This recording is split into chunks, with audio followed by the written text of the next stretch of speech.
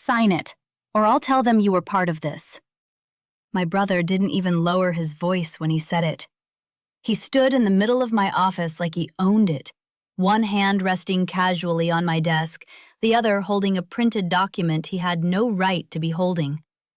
Behind him, my mother hovered near the glass wall, watching me the way she always did in these situations, quiet, anxious, but never actually intervening. And scattered across the room were things that didn't belong here. A second laptop I didn't recognize, boxes of documents stacked too neatly, a nameplate that definitely didn't have my company's name on it. They had turned my office into something else, something staged, something dangerous.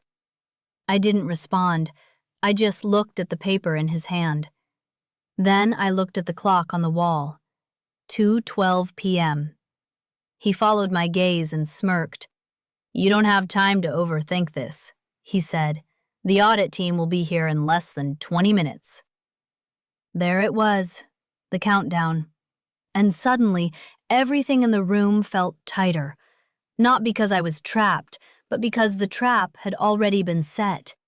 They just didn't know who it was for. My name is Rachel. I work in corporate compliance, which in simple terms means I don't argue. I don't assume. I don't react. I verify. If something can't be documented, it doesn't exist. If something doesn't make sense, it's usually because someone is hiding something. And if someone tries to rush you into making a decision, it's almost always because they don't want you to think. So I didn't think out loud. I didn't raise my voice. I didn't even look at my brother again. I just stepped around him, walked to my desk, and picked up my phone. Not to call anyone, just to unlock it. He watched me carefully now. That flicker of confidence in his expression didn't disappear, but it shifted, just a little. "Rachel," he said, slower this time. "This isn't complicated." "It is," I said calmly. That was enough to irritate him. "It's just paperwork," he snapped. "You sign, we're covered. That's it." Covered. That was the word he chose. Not safe, not legal, covered. Which meant even he knew this wasn't clean. This wasn't the first time my brother had needed help, and it definitely wasn't the first time he had framed it as something small, something temporary, something harmless. Over the past 4 years, I had transferred him a total of $18,400. I knew the number without checking, because I had already checked it, multiple times. Each transfer had a note attached: medical bill, emergency rent, business licensing fee. Each one had sounded urgent, each one had sounded necessary, and every single one had turned out to be something else. The medical bill was the same week he posted photos from a beach resort. The business fee turned into a custom-built gaming setup. The emergency rent was followed by a new car, leased, not owned. At first, I thought it was poor judgment. Then I thought it was irresponsibility. Eventually, I realized it was something else. It was a pattern, a system, and I was part of it. Not as a victim, as a resource. "What are you thinking?" my mother asked softly. She stepped closer, folding her hands together like she was trying to keep the situation from unraveling. "You know he wouldn't ask if it wasn't important." I looked at her, really looked at her, because that sentence, I had heard it my entire life. Whenever my brother crossed a line, whenever he needed something, whenever I hesitated. You know he wouldn't ask if it wasn't important. Important for who? That part was always left out. My brother set the paper down in front of me. "Just read it," he said. "You'll see, it's nothing." I glanced down. It wasn't nothing. It was a declaration stating that my office, this exact address, was being used as the registered operating location for his company. A company I had never agreed to be involved with. A company I had never signed for. A company currently under financial review. And at the bottom, a signature line with my name already typed. Waiting. They're already looking into it, he added, like he was explaining something obvious. This just clears it up. No, I said quietly. This complicates it. He exhaled sharply. You're overthinking. No, I repeated. I'm reading. The truth was, I had already read it. 3 days ago, when I got the email. Not from him, from the audit team. They had flagged inconsistencies in the company's filings, specifically the registered address. My address. My office. That was the moment everything shifted, because until then, I thought he was just irresponsible, careless, maybe even reckless. But this was deliberate. He had used my information, without asking, without telling me, and now he was trying to make it official. I don't see the problem, my mother said, her voice tightening slightly. It's just an address. It's not just an address, I said. It doesn't cost you anything. It costs me everything, I thought. But I didn't say it, because saying it wouldn't change anything. Not yet. My brother leaned forward, lowering his voice. Listen, he said. You don't even use this space full time. That's not relevant. It is relevant, he insisted. You're wasting it. There it was again, that word, wasting, as if something only had value if you could use it. Just sign it, he said. We don't have time for this. I looked at the clock again. 2:18 p.m., 14 minutes. He followed my gaze again, and this time he smiled. You're nervous, he said. I almost laughed, not because he was right, but because he was so completely wrong. What he didn't know was that I had already made a decision, 3 days ago, when that email came in. Most people would have called him immediately, confronted him, demanded an explanation, given him a chance to fix it. But in compliance, you don't warn people when you find something suspicious. You observe, you document, you verify. And most importantly, you let the process play out. Because once it does, there's no room for denial. No room for reinterpretation. No room for misunderstandings. Only facts. So I didn't call him. I didn't text. I didn't even acknowledge it. I just replied to the audit team, confirmed the time, and started preparing. You're making this harder than it needs to be, my brother said, his patience starting to crack. Am I? Yes. I nodded slowly. Good. That caught him off guard, just for a second, but it was enough. What does that mean? He asked. It means, I said, that if something is hard, it's usually because it matters. That doesn't even make sense. It does, I said, just not to you. He stared at me now, really stared, like he was trying to figure out what had changed. Because something had. He just couldn't see it yet. Rachel, my mother said again, more firmly this time. We're family. I looked at her. I know. Then act like it. I didn't answer, because for the first time, I was. I didn't answer her right away, because the truth was, I had been acting like family my entire life, just not in the way they meant. I was the one who stayed calm when things got messy, the one who fixed problems quietly, the one who didn't make scenes. And for years, that had made me useful, predictable, safe to take from.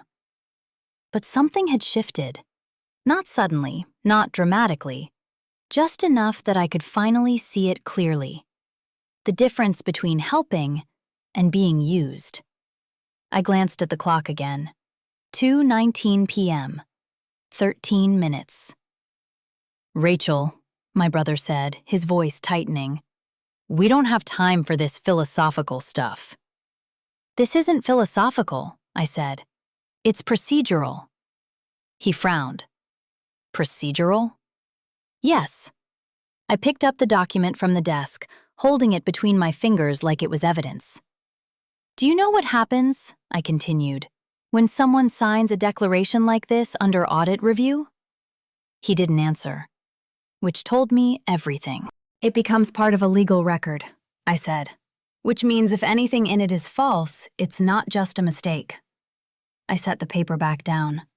It's fraud. My mother exhaled sharply. Oh my God, Rachel, you're being dramatic. No, I said calmly. I'm being accurate. My brother laughed, but there was no humor in it. You really think anyone cares that much about an address? I know they do, I said. That was the difference between us. He guessed. I confirmed. He leaned closer again, lowering his voice like he was trying to bring me back onto his side. They just need something on file, he said. That's it. It's temporary. Temporary. Another familiar word. Temporary help. Temporary support. Temporary use. Except nothing with him had ever been temporary. It just changed form. I didn't respond. Instead, I walked past him again and opened one of the drawers in my desk. Inside was a thin folder, plain, unlabeled. I had put it there that morning, not because I needed it, but because I knew I would. What are you doing? He asked. Thinking, I said. That's exactly what you shouldn't be doing right now. I almost smiled. That line again. Rush, pressure, limit time. Classic. Rachel, my mother said, stepping closer. Just sign it. We can sort everything else out later. No, I thought. You can't. That's the point. Once it's signed, there is no later. Only consequences. I closed the drawer slowly, leaving the folder exactly where it was. Not yet. Why now? I asked instead. My brother blinked. What? Why do you need this signed today? He hesitated, just for a fraction of a second, but I saw it. And once you see hesitation, you don't unsee it. Because they're reviewing things, he said quickly. I told you that. That's not what I asked. His jaw tightened. I could feel the shift now, the subtle change in energy. He wasn't just annoyed anymore. He was uncomfortable. Rachel, he said, forcing a laugh, you're making this way bigger than it is. Then it should be easy to explain. Silence. And there it was, the first crack. It was small, barely visible, but it was there. He looked at my mother. She looked back at him. And for the first time since they walked in, they weren't completely aligned. That mattered, more than anything they had said so far. Because systems don't collapse from pressure alone. They collapse when alignment breaks. It's just timing, he said finally. They flagged something and I need to clean it up. Clean it up, I repeated. Yeah. With my name. He didn't answer because he couldn't, not without saying the quiet part out loud. I glanced at the clock again. 2:22 p.m., 10 minutes. Rachel, my mother said softer now, he's trying to fix a mistake. No, I said, he's trying to transfer it. That landed, harder than I expected. My brother's expression changed instantly. The irritation snapped into something sharper. Excuse me? You didn't come here to fix anything, I continued. You came here to move the risk. That's not true. It is, I said, and you're running out of time to pretend it isn't.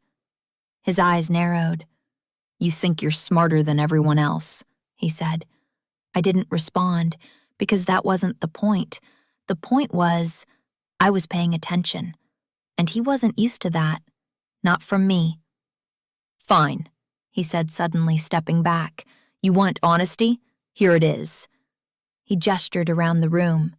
Yes, they flagged the address. Yes, they're coming today. And yes, if everything looks normal, it goes away. And if it doesn't? He didn't hesitate this time. Then it becomes a problem. For who? For all of us. There it was. Not him, not his company. All of us. Shared risk, without shared consent. That's not how liability works, I said. That's exactly how family works, my mother cut in quickly. I looked at her again, and this time I understood something I hadn't fully allowed myself to admit before. She wasn't neutral. She never had been. She just preferred quieter conflicts. Conflicts where I gave in early enough that things didn't escalate. Family doesn't mean absorbing someone else's consequences, I said. It means supporting each other, she insisted. Support doesn't require deception. Sometimes it requires flexibility. No, I said. It requires honesty. My brother let out a sharp breath. This is unbelievable, he muttered. We're standing here arguing over nothing while the clock is running. I glanced at the clock again. 2:24 p.m., 8 minutes. You're right, I said. He looked up, surprised. I am? Yes. Relief flickered across his face. Finally, she's coming around.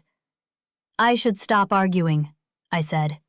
His shoulders relaxed slightly. And focus on what matters. Exactly, he said quickly. I nodded.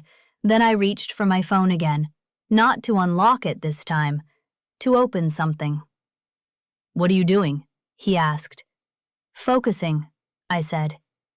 He stepped closer, trying to see the screen. I angled it away, not hiding it, just controlling access, the same way he had tried to control this entire situation. Rachel, he said, more sharply now, put the phone down. No. That word landed differently this time. It wasn't calm, it wasn't soft, it was final. And he felt it. What do you mean, no?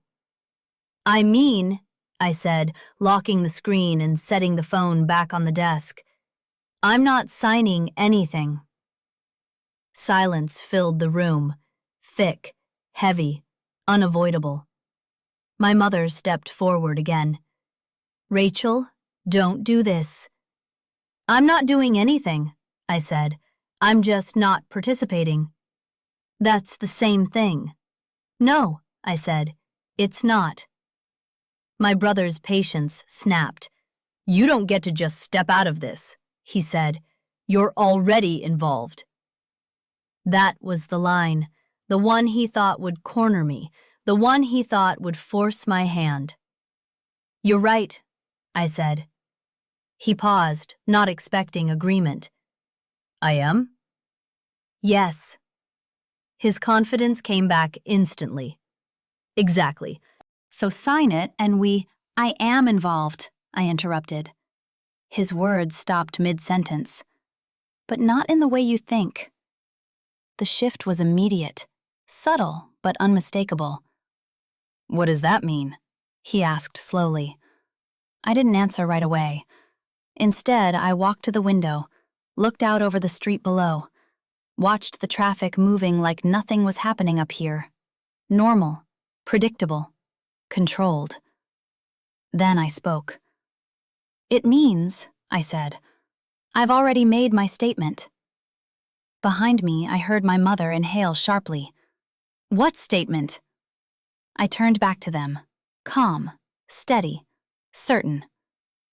The accurate one. My brother stared at me now, not confused, not annoyed, concerned. And that was new. You talked to them? He asked. I didn't answer directly. I respond to official inquiries, I said, when they involve my name. The room went still, completely still. Because in that moment, they understood something. Not everything, but enough. What exactly did you tell them? He asked. His voice was different now, lower, careful, measured, like he was finally realizing this wasn't a conversation anymore. It was a situation. I held his gaze. I told them the truth. Silence. Then my mother spoke, barely above a whisper. "Rachel, what have you done?" I didn't look at her. I kept my eyes on him, because he was the one who needed to understand this. Not emotionally, not morally, but structurally. "I documented what I could verify," I said, "and I declined to confirm anything I couldn't." His face drained of color. Not completely, but enough. "That's not what I asked," he said. "I know." "Did you tell them we don't operate from here?" I didn't answer, and that was answer enough. The second crack. Bigger this time, louder, and impossible to ignore. He stepped back. Actually stepped back, like the space between us suddenly mattered. "Rachel," he said slowly, "you just made this a lot worse." I shook my head. "No," I said. "I made it accurate." And somewhere, deep under the tension, I felt it. Not relief, not satisfaction. Something quieter, something steadier. Clarity. For the first time in a long time, I wasn't reacting. I wasn't adjusting. I wasn't absorbing. I was setting a boundary. And not just saying it, enforcing it. The clock ticked. 2:27 p.m. 5 minutes. I looked at the door, then back at him. "They're still coming," I said. And for the first time since he walked in, he didn't have a response. 5 minutes. That was all that was left. No more convincing, no more framing things as temporary or simple. Just 5 minutes, and whatever happened next would no longer be something they could control. My brother ran a hand through his hair, pacing once across the office like he was trying to calculate something he hadn't prepared for. "You should have told me," he said finally. I didn't respond, because that wasn't true. He wouldn't have listened. He never had. "You blindsided me," he added, sharper now. "No," I said. "I stopped covering for you." That landed harder than anything else so far, because it wasn't an accusation. It was a correction. My mother stepped in again, her voice tighter now, urgency replacing hesitation. "Rachel, listen to me. This doesn't have to go this far." "It already has," I said. "No, it hasn't. You can still fix it." I shook my head slowly. "That's not my role anymore." Her expression shifted. Not anger, not exactly. Something closer to fear. "Rachel," she said quietly, "you're going to regret this." I met her eyes.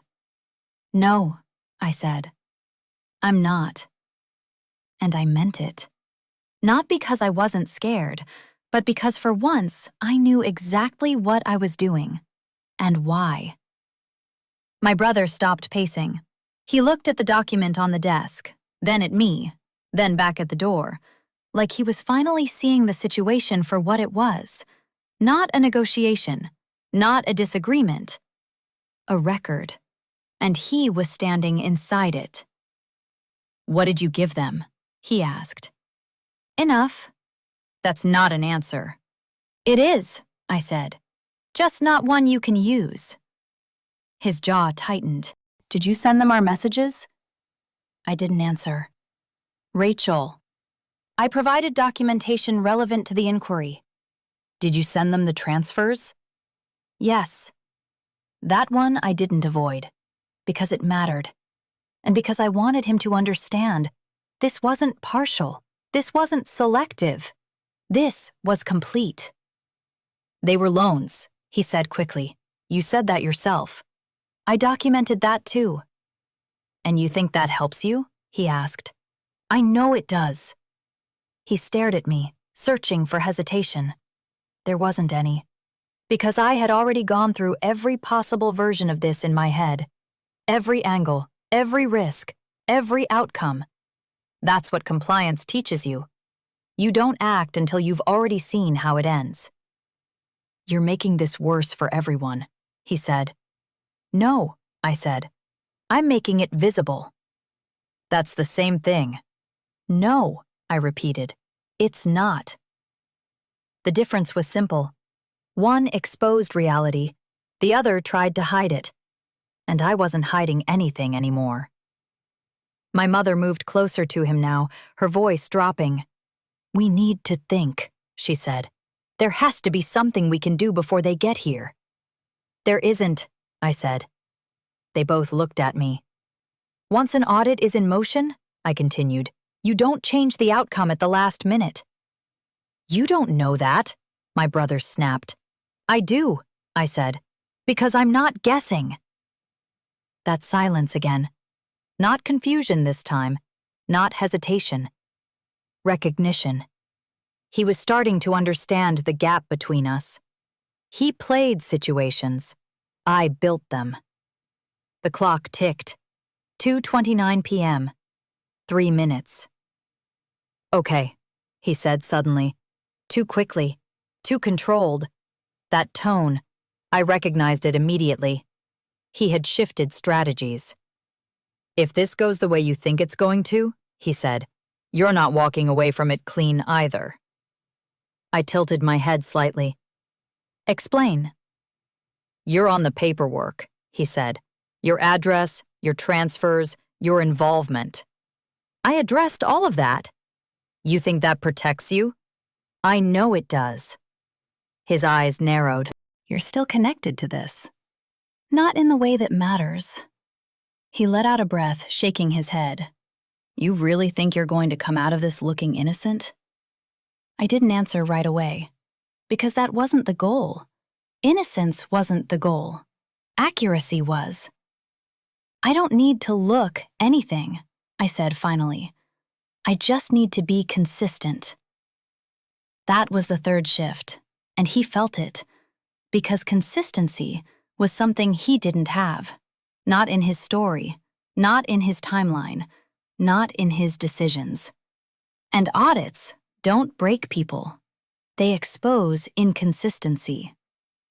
My mother's voice came in again, softer now. "Rachel, please."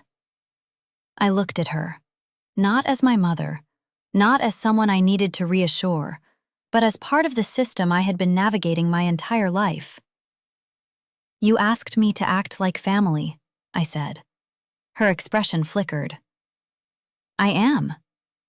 She didn't respond, because this didn't fit her version of what that meant. My brother stepped closer again, not aggressive, not yet, but closer.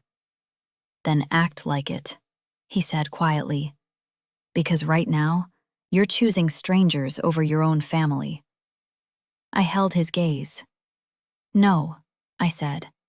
"I'm choosing reality over your version of it." That hit hard, because there was no way to twist it, no way to reframe it. Just like the evidence, just like the timeline, just like everything that was about to happen. A sound cut through the room, soft, electronic. The elevator. We all heard it. We all knew what it meant. My brother froze. My mother's hand tightened slightly at her side. And for the first time, neither of them spoke. The countdown was over. There was no more time to adjust, no more time to negotiate, only time to face it. I walked toward the door, not fast, not slow, just steady. Each step deliberate, each movement controlled. Behind me, I could feel them watching, waiting, hoping for something to change. It didn't. I reached the door and paused, just for a second, my hand resting on the handle. Then I turned it and opened it. The man standing in the hallway looked exactly like I expected. Mid-40s, neutral expression, tablet in one hand, badge clipped neatly to his jacket. Professional, detached, focused. Rachel Morgan? He asked. Yes? I'm Daniel Harris, compliance audit. I've been expecting you. He nodded slightly. Is this still a good time? Yes, I said. It is. I stepped aside. Please come in. He walked past me into the office, his eyes moving quickly, not suspicious, not impressed, just observant. He took in the room, the extra equipment, the unfamiliar setup, the people. And then he stopped, turning slightly, positioning himself in a way that gave him a full view of everything. That mattered. Positioning is never random in situations like this. My brother stepped forward immediately, his voice shifting back into something smoother. Hi, Daniel, he said. I'll need to speak with Ms. Morgan first, the auditor said, not looking at him. Just like that, control shifted. Not dramatically, not loudly, but clearly and irreversibly. My brother stopped mid-sentence, just for a second, but it was enough. That was the first real break, not in his story, in his position. He wasn't leading this anymore. He wasn't directing the narrative. He was part of it, and not the part that mattered. Of course, he said quickly, stepping back. But the damage was already there, the subtle shift in power, the beginning of exposure. The auditor turned to me.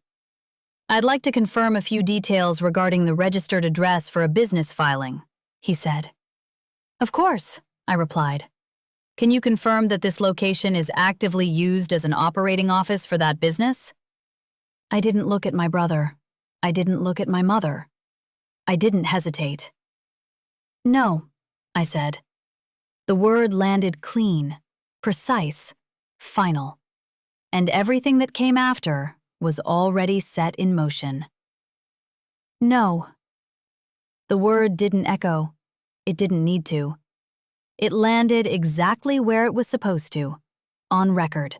The auditor didn't react immediately. He simply nodded once, tapping something into his tablet.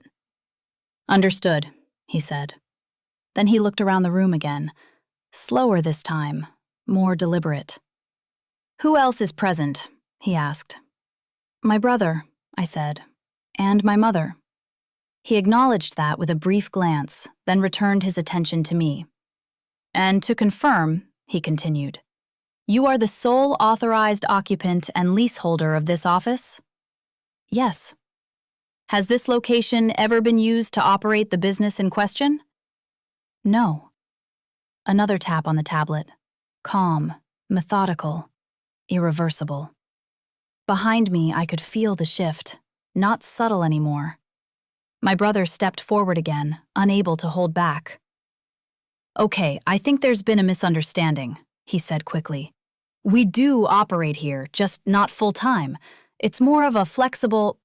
I'll need you to hold any statements until I ask for them, the auditor said, still not looking at him.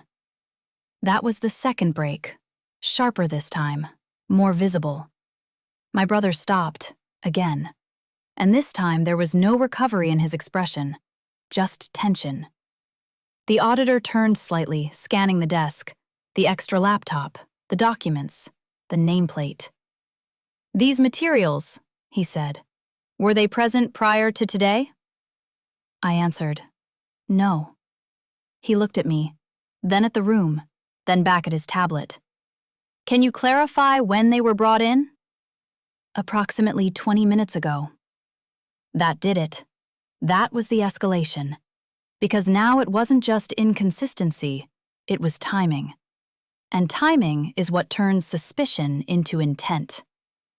The auditor's posture changed almost imperceptibly, straighter, more focused. He stepped toward the desk, picking up one of the documents, flipping through it, not reading everything, just enough. Then he set it down carefully. Do you have any documentation, he asked me, that supports your statement? I nodded. Yes. This was the moment, the one everything had been building toward. I walked to my desk and opened the drawer, pulled out the folder. Same one I had placed there that morning. Still plain, still unmarked. But now, it mattered. I handed it to him. Inside was everything I had prepared. Email correspondence from the audit team, my written response, time-stamped, clear, unambiguous. Financial transfer records, categorized, labeled, consistent, messages, screenshots, context, and most importantly, a formal statement, signed, dated, notarized, declaring that I had no involvement in the operation of the business, that I had not authorized the use of my address, that any representation otherwise was inaccurate. He opened it, started reading. Silence filled the room again. But this time, it was different, heavier. Because now, it wasn't just what was being said, it was what was being proven. My brother couldn't stay quiet anymore. "That's not the full picture," he said. "She's leaving things out." The auditor didn't look up. "Then you'll have an opportunity to provide your documentation," he said. "When?" "After I finish reviewing this." Controlled, structured, unmoved. My brother looked at me, not angry, not yet. Something closer to disbelief. "You really did this," he said quietly. I didn't answer, because there was nothing left to explain. He had made his choices. I had made mine. And now, we were both standing in them. The auditor turned another page, paused, then looked up. "This statement," he said, holding the document slightly, "was filed this morning?" "Yes." "At what time?" 9:12 a.m. He nodded once. "Before today's visit was confirmed?" "Yes." That mattered. Preemptive documentation, not reactive, not defensive, intentional.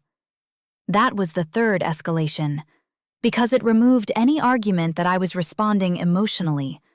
This wasn't a reaction. It was preparation. My brother tried again. "You're making it sound like I forced this," he said. "That's not what happened." The auditor finally looked at him, directly. "Then you'll need to demonstrate that," he said. And just like that, the burden shifted. Fully. Irreversibly. Not on me. On him. That was the collapse beginning.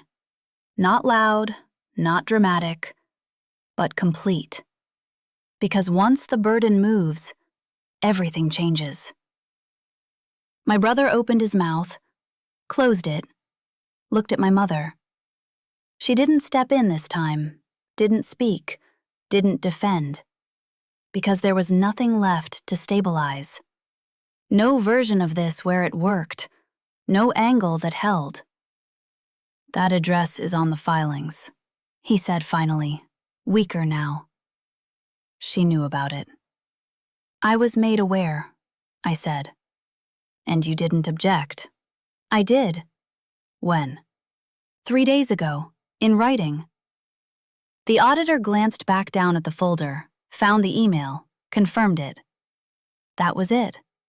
That was the moment, the collapse. Because now, there was a timeline. And the timeline didn't support him. It supported me. "You can't just ignore the fact that she sent money," my brother said, grasping for something, anything. "That shows involvement."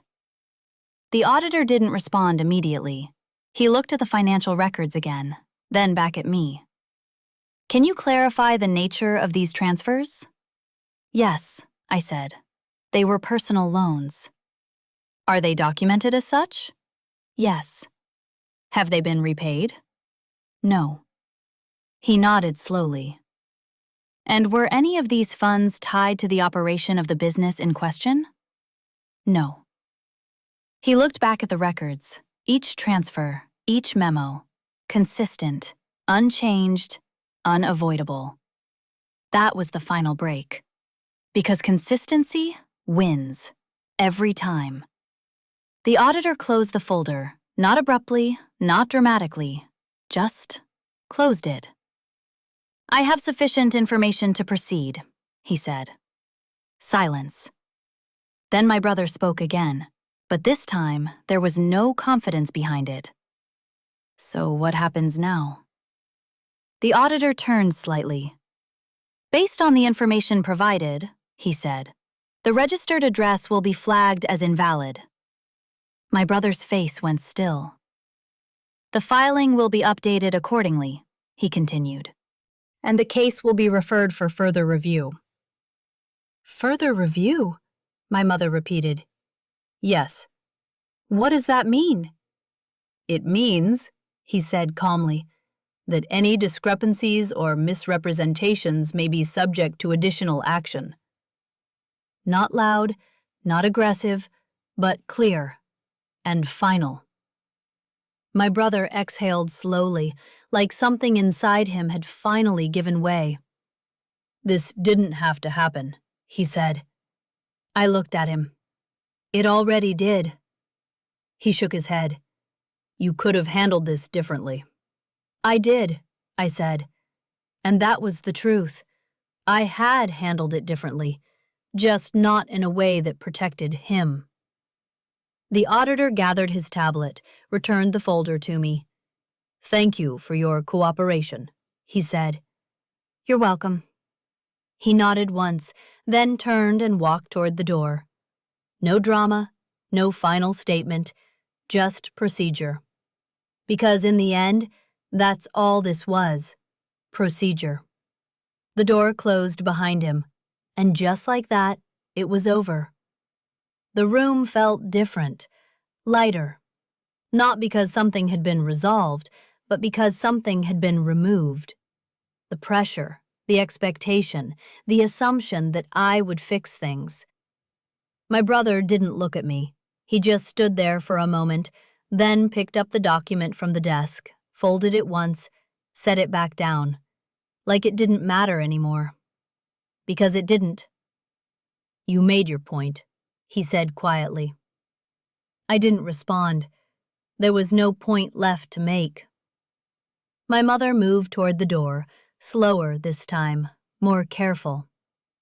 "Rachel," she started, then stopped, because whatever she was about to say, it didn't fit anymore.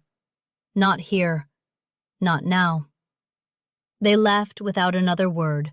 No argument, no scene, just silence, the kind that comes after something ends.